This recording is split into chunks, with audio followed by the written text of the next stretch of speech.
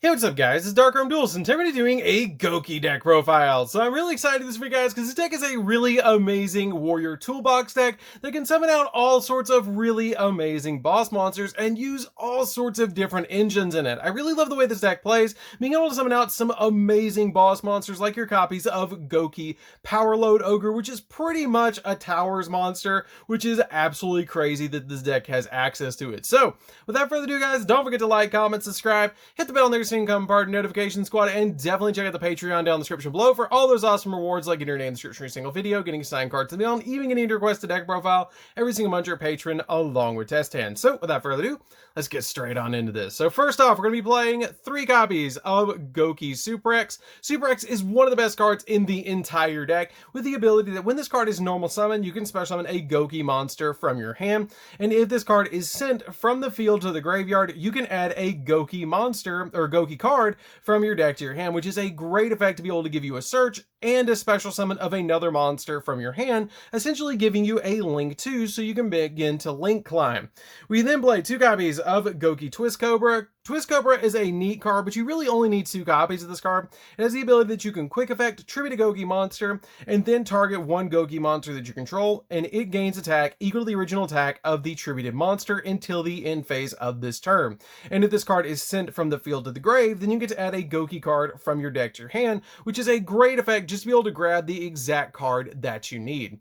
We then play 2 copies of Gouki Octo Stretch. Gouki Octo Stretch is a neat 2-of in this build because if your opponent's monster attacks during damage calculation, you can quick effect discard this card, and the damage you take from that battle is halved.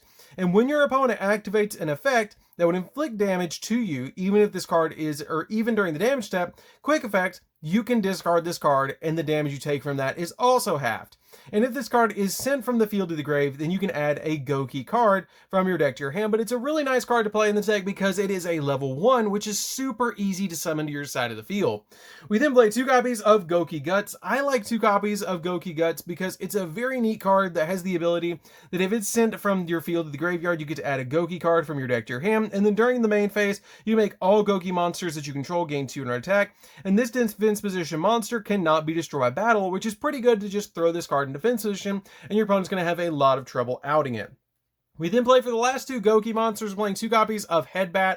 Headbat is neat as well, and this card has the ability, if this card's in your hand, you can send another Gouki monster from your hand to the graveyard, and the targeted Gouki monster you control special summon this card in defense position, and if you do, the targeted monster gains 800 attack until the end phase of the turn, and if this card is sent from the field to the grave, you get to add any Gouki card from your deck to your hand. Basically, all of your Goukis float into one another, which is really, really cool, and into other Gouki cards, which is super helpful for this particular deck to be able to just grab out essential cards that you need for combos.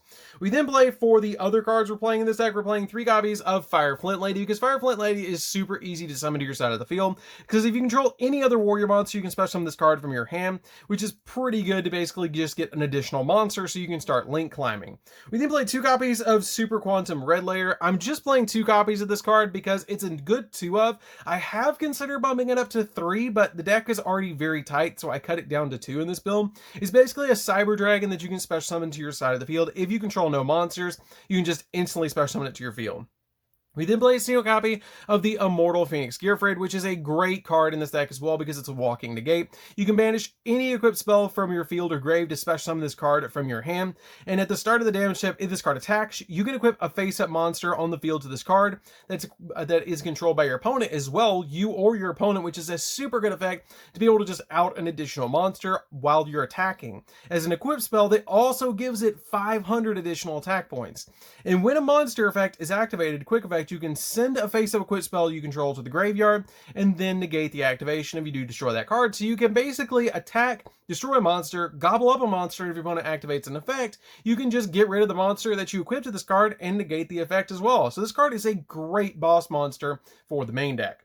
We then play a single copy of Renauld as well. The Inferno Knight Renauld is a great card to be able to special summon off your Azul because it helps you recover back your equipped spells, which is why you play this card as 1-of. We then play a single copy of Codebreaker 0 Day. 0 Day is really good for the other Codebreakers that we're playing in the extra deck, so this card is a key card for the deck. We are playing a Destiny Hero package in here, so we're playing a single copy of Destiny Hero Dasher because this card has a really neat graveyard effect that when this card is in the graveyard, when you draw a monster during your draw phase, you can show it to your opponent and then special summon it. And it's also super easy to go and destroy your Phoenix Enforcer while you're playing this card in the deck. We then play just a single copy of Denier. I like Denier as a one-of over the copy of Celestial in this particular build because this card can actually bring itself back to the field if you control your copy of Destroyer Phoenix Enforcer, which is pretty helpful because if this card is normal or special summon, you can take any Destiny Hero monster from your deck, graveyard, or banished and place it on top of your deck, which can be your copy of Dasher if you want to. And it also has the ability that once while this card's in the graveyard, if you have a Destiny Hero monster on the field or in the grave, other than Destiny Hero Denier, then you can special summon this card, but you can only use that effect once per duel, which is pretty helpful because it helps you link climb with other cards. We then play a single copy of Ancient Cloak and a single copy of Silent Boots to round out the monsters. These are basically just here because you can use them with your copies of Rusty Bardiche to be able to banish them from the graveyard to grab other cards from the deck, like your copies of Fogblade and your Shade Brigandine, so you can climb into other monsters and negate other card effects. So that's it for the monsters. Let's get into the spells.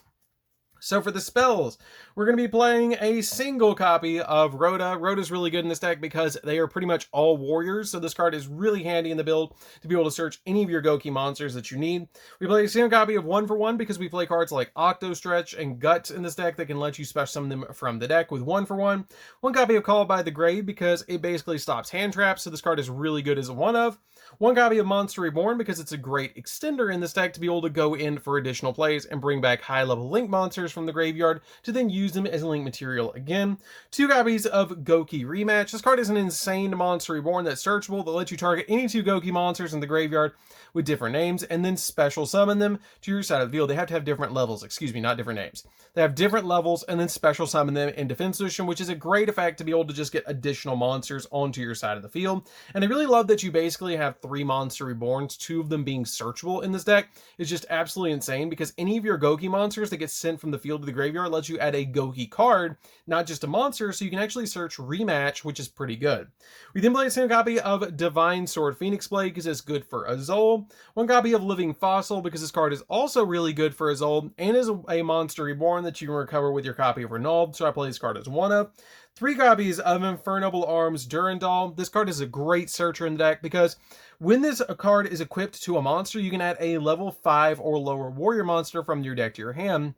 Then you destroy this card, which is the main effect that you're going to be using with this card to be able to search additional cards like your Fire Flint Lady, Renauld, other cards like that in the deck. This card is very, very helpful to get to the exact card that you need. We then play for the last 3 spells. We're going to be playing 3 copies of Fusion Destiny because this card is a great 3-of in this deck to be able to summon out your copies of Destroyer Phoenix Enforcer, which just ties into the entire deck being warrior, and is just a really fun card to be able to throw out on your side of the field as your last play of the turn. So that's it for the spells, guys. Let's get into the traps. So for the traps, we're going to be playing a single copy of Shade Brigandine. Shade Brigandine is basically here because you can search it off your copies of Rusty Bardiche, and then 2 copies of your Fogblade because Fogblade is basically here to be 2 additional monster negations that you can easily search going first in this deck. Backing it up with your copies of Destroyer Phoenix Enforcer. This card is absolutely insane in this deck. I love playing Fogblade in this deck. To be able to just basically have 2 additional searchable Fiendish Chains in this particular build is just really nice. And then the copy of Shade Brigandine becoming a level 4 monster on your side of the field just gives us all sorts of different access to Link Climb in this build. So that's it for the traps, guys. Let's get into the extra deck.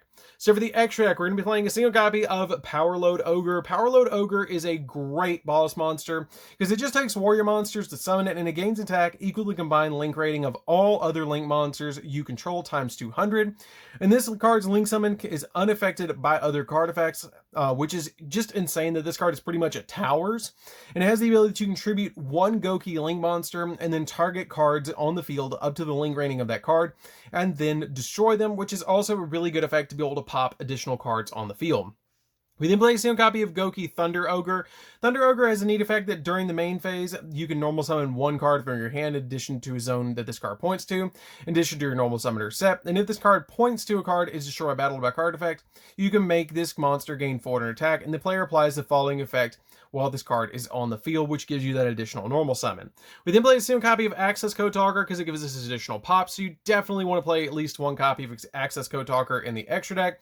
One copy of the Phantom Knights of Rusty Bardige, because this card combos very well in this deck to be able to get your copies of your stuff like your Fog Blades and your copies of the Shade Brigandine on your side of the field by sending your copies of Silent Boots and Ancient Cloak from the deck.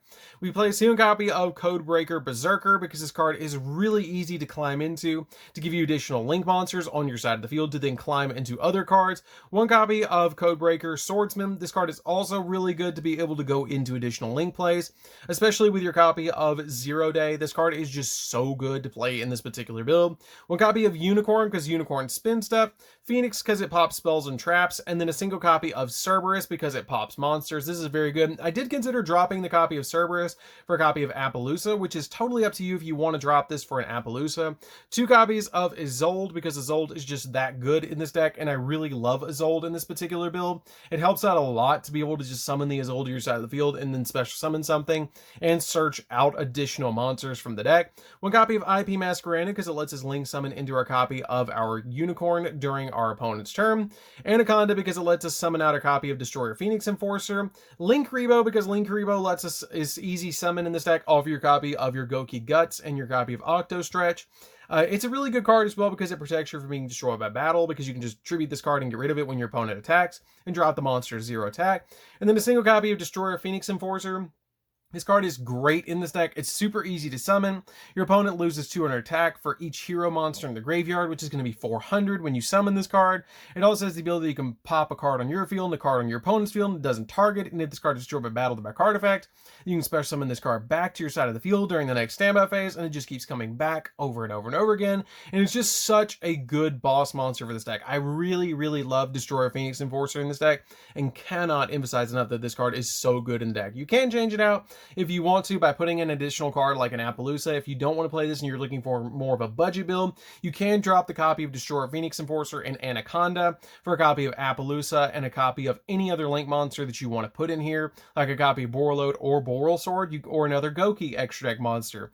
And you can drop out, if you want to, the copies of your other cards for more hand traps in the main deck, like 2 copies of Effect Veiler and 2 copies of your Ash Blossom, or 3 copies of Ash Blossom, are other options for you guys if you want to go a little bit more budget on this build. So that's it for this deck, guys. I hope you did enjoy it. It's a really, really fun deck to play with. I love the way that Gouki plays, basically just link climbing into all sorts of crazy cool cards, and being able to use warrior monsters as warrior turbo is just really fun, especially with this deck, because once this deck starts rolling, it just doesn't stop. So anyways, guys, this is DarkArmedDuelist. Don't forget to like, comment, subscribe, hit the bell on there so you can become part of Notification Squad, and we'll see you guys in the next video. See you later, guys.